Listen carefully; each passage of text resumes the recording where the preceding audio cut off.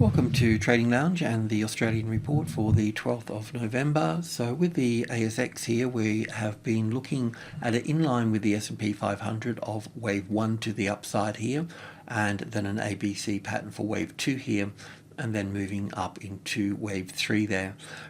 Technically, we could also look at this as a wave 5 top in this situation as well. So we need to move past that possibility, and that will mean that we'll need to see a corrective wave pullback for wave 2 here in line with the US markets. When I look at this here just visually, we should be looking at 5 waves here. There is a possibility that, I'm doing it in line with the US, which sort of should be right.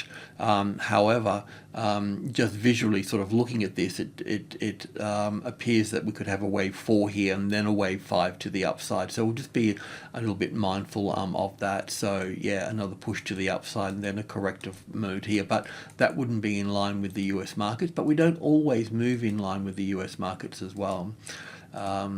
So let's go in and have a little look at this. So on the 4-hour chart, here we're looking up like this. When we spoke yesterday, we're looking at wave A down, we're looking for wave B to pull back up. It did pull back a little bit past the 61.8%, but the 6,500, the medium level there, is certainly a brick wall, and we certainly wouldn't go long unless we had a nice support on that level, or we could justify seeing a nice 5 wave down through here and then an impulse wave to the upside. Also, secondly, it doesn't have to pull all the way down through here. There'll be nice support on the 300, so we may just go up from that point, but we'd still need to get 5 waves in here. There'll definitely be a bounce on the 300.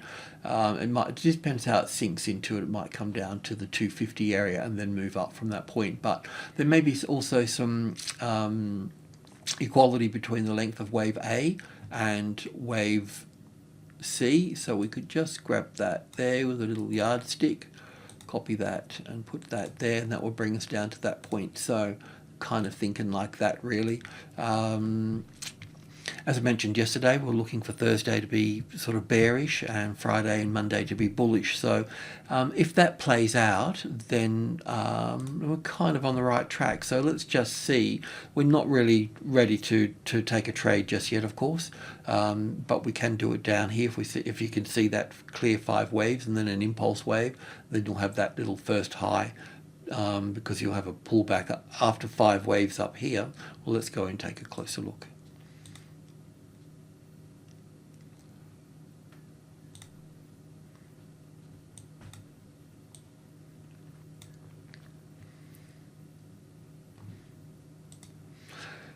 So we're looking for 5 waves down, if that's going to be the case.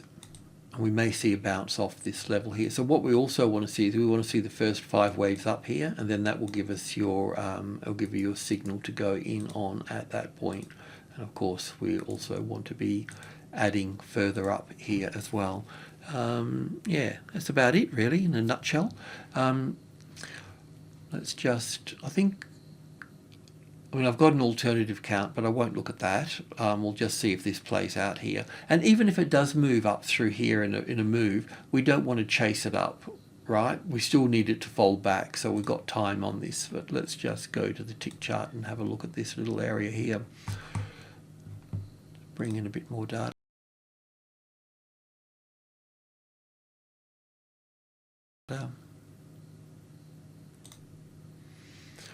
So we're looking at our 5 waves down.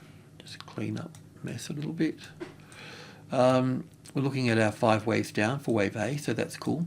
Wave B, now if I look at this here as wave A here and then wave B here, then I would need to look at this as 1 and 2 and 3 up here and 4 here, and then 5 up there, another move to the upside there. But if I look at this here as an A, B, C here for the A wave here, and that really can go here in that case, and look at it, all of this is the A wave here and the B wave. I could also look at the A wave here and then an A and a B and a C over here for the B wave here. Then we have our 5 waves to the upside here for wave C and a top in place here.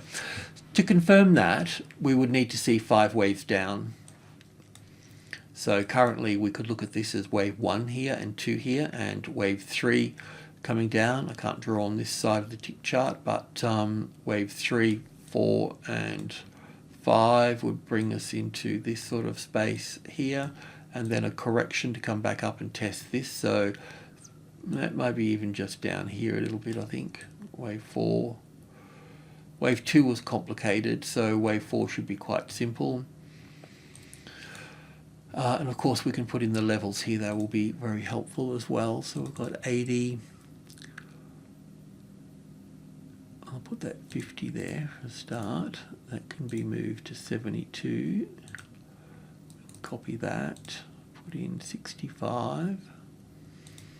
And then down here for 30, top of group 1, 1, 2 and 3, and then we'd be down at the 4 here for this. So yeah, they'll be helpful as support and resistance, but if you're going to short, well then you'll need to leave the stop above the wave 2 high here, and then just see how you go from that point. But if you're waiting for the 5 waves, then you'll have that confirmed, and then you'll see a bit of a rally, and then down again if we get that 5 waves down. But we've only got 3 waves down so far, so that means that, well, it can just go up from that point. So without those 5 waves to the downside, then there's no confirmation that we will be going down, so we do need to see that there first. Okay, you can also look at the S&P 500 as well in that space. I also want to have a look at BHP, because we've been looking at that. So we've got BHP here. I felt that the market was going to push to the upside, for all the reasons I explained last time. So we're triggered in for a small half a position here now, and we'll just keep the stop out of the way.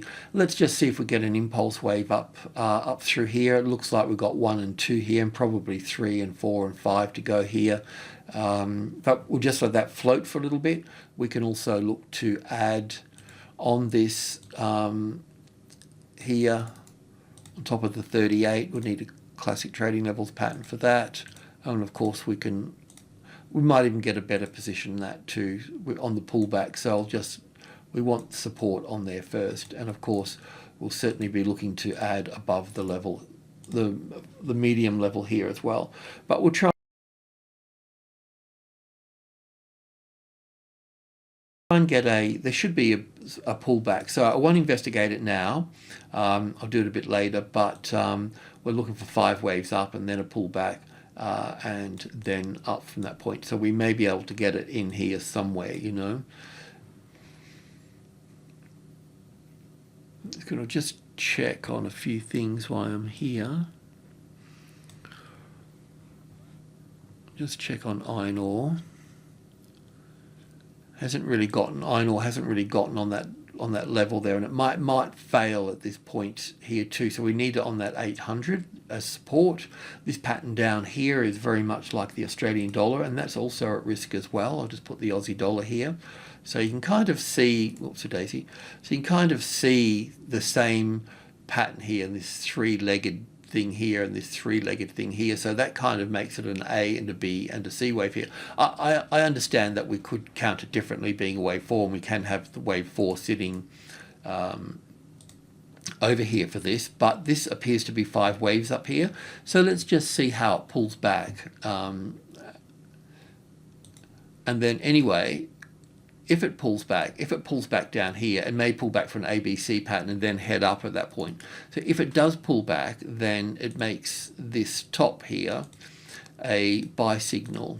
I mean, we obviously get a better position than that as well, and I'll keep an eye on that, because the Australian dollar and the commodities, you know, sort of all tie in back into BHP and our stocks and whatnot. So I'm just guessing that's 5 waves up at this point here, but if it pulls back, if it just pops up here now, don't trade it, okay? But if it pulls back, then we're going to trade it. So I'll just put it out of the way a little bit there for the time being.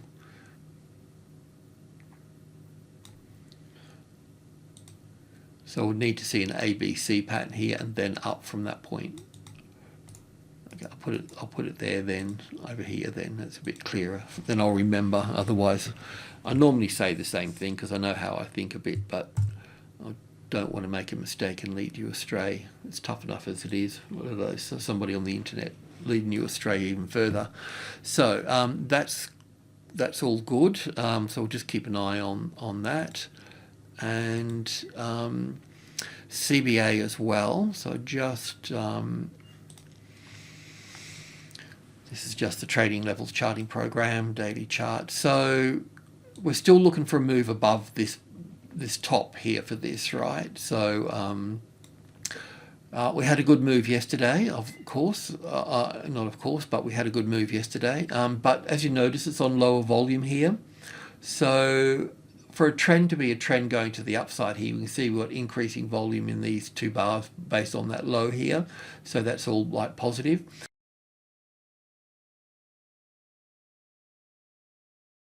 But then when we see this move up higher here on lower volume than the previous bar, yes, it is a lot of volume. It's a shitload more than all over here, but it's still lower volume than the previous day. So that's what you call divergence. So I know that you see that in indicators, but this is sort of more the raw data here, because really the price is 50% of the picture and the volume is the other 50% of the picture.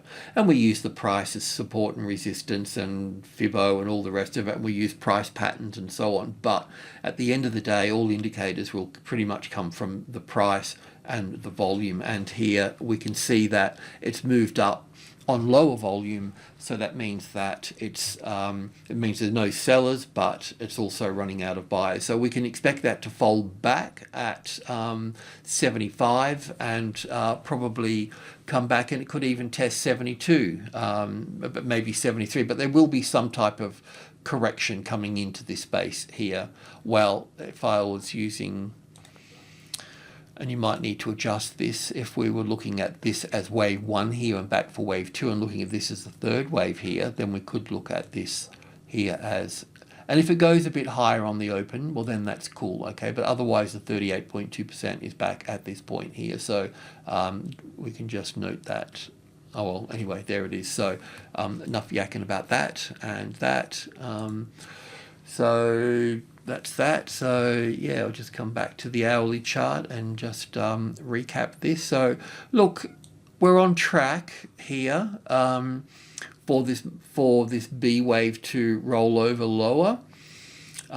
If I'm wrong, then we still need support on the 65 here, and to get support here we would need the first high above the level, and then we need our little corrective things like that. We can go long above that, we can go long above that, and that might just fold down even further from that point, or if it goes up, well then that's triggered at that point, or it can just fold down through here. But that's the way to navigate the situation. Even if I was just imagine if I was short here for the moment and I held it all through this here,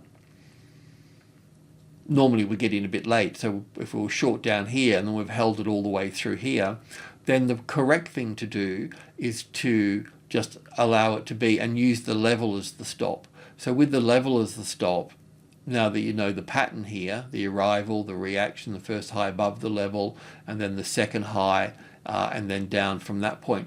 So you would wait to put the stop above here, and then you would bring the stop down at that point and leave it there. And then if the market folded from that point and continued down, well then you're on the right track. But if it comes back up and takes you out, then you're out. So this is a really good way to do stops, and it's a good way to do stops in any part of the trend because it's real at that point, And then you don't get into woulda, coulda, shoulda. Alrighty, cheers.